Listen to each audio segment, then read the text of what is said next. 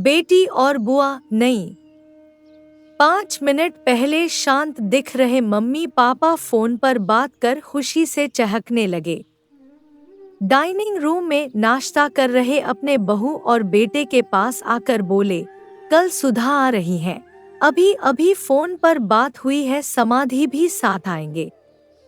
शशि तुम कल दोपहर 4 बजे एयरपोर्ट चले जाना दोनों को लेने। इस सुधा को और कोई काम नहीं है क्या? जब देखो तब आ जाती है यहाँ पर। मैं नहीं जा पाऊंगा, मुझे और भी जरूरी काम है। क्या वो टैक्सी करके नहीं आ सकती यहाँ तक? शशि गुस्साई आवाज में बोल पड़ा। अपने बेटे के मुंह से अपनी बेटे के लिए ऐसे बोल सुन माँ एकदम दंग रह गई। अरे, तबीयत तो ठीक है ना तेरी? कैसी पागलों की तरह बात कर रहा है? घर में 2 गाड़ियां होते हुए बहन को टैक्सी में आने के लिए कहता है। माँ बोली, रहने दो, मैं खुद जाकर ले आऊंगा अपनी बेटी को। करने दो उसे अपना काम, अभी सुधा का बाप जिंदा है और मैं नहीं चाहता कि मेरे बेटी को उसके ससुराल वालों से ताने सुनने पड़े कि इकलौती बेटी होते हुए भी उसे लेने गाड़ी नहीं भेजी या उसके स्वागत में कोई कमी रह गई। पापा ने बेटे को अपनी नाराजगी जताते हुए कहा। आप दोनों समझते नहीं हो मम्मी पापा।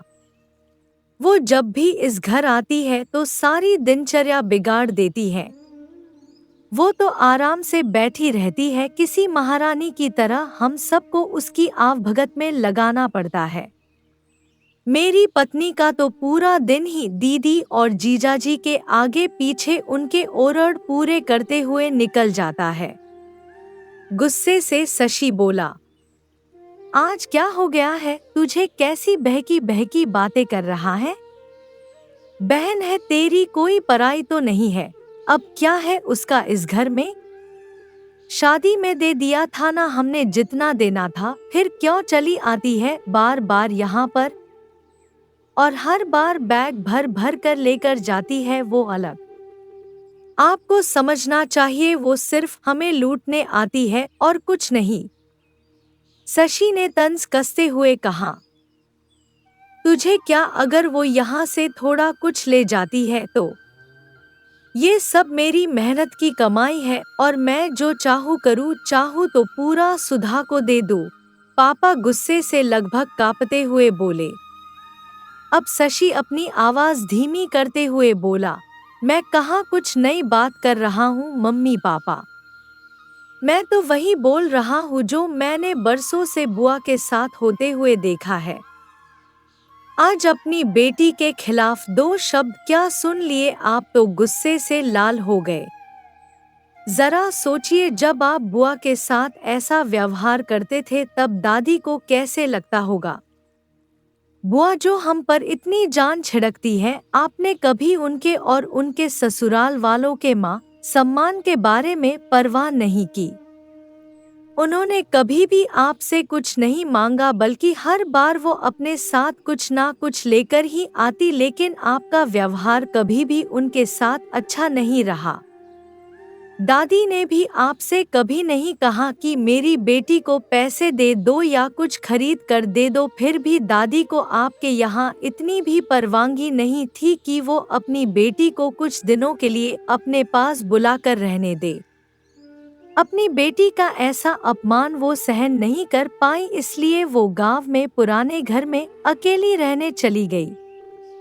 बुआ भी अपना अपमान सह लेती, पर आपने उनके पति का भी मान नहीं रखा, इसलिए उन्होंने भी हमारे घर आना जाना छोड़ दिया।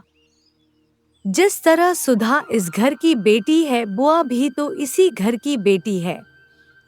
आपने 2 बेटियों में फर्क कर अच्छा नहीं किया, और रही मेरी बात, तो मैं अपनी बहन से बहुत प्यार करता हूँ। मैंने कभी अपनी पत्नी को उसके खिलाफ गलत बोलने का हक नहीं दिया और वो बोलेगी भी नहीं। मैं खुद जाकर उसे लेकर आऊंगा, क्योंकि मुझे मेरी बहन पर गर्व है, अपने अच्छे भाई होने पर भी। हो सके तो मेरे इन कटु शब्दों के लिए मुझे माफ कर देना। इतना कहकर शशि अपने ऑफिस के निकल गया। माँ और पापा का सिर शर्म से झुक गया। थोड़ी देर की शांति के बाद पापा ने हिम्मत कर अपनी बहन को फोन लगाया। बहन के फोन उठाते ही वो फूट फूट कर रो पड़े और बोले, दीदी, हमें माफ कर दीजिए। हमने इतने साल आपके साथ जो भी दुर्व्यवहार किया उसके लिए हम सच में शर्मिंदा है। दीदी, आपकी बहुत याद आ रही है, आप अपने घर आ जाइए हमसे मिलने। अगर आप कहे तो मैं आ जाता हूँ आपको लेने।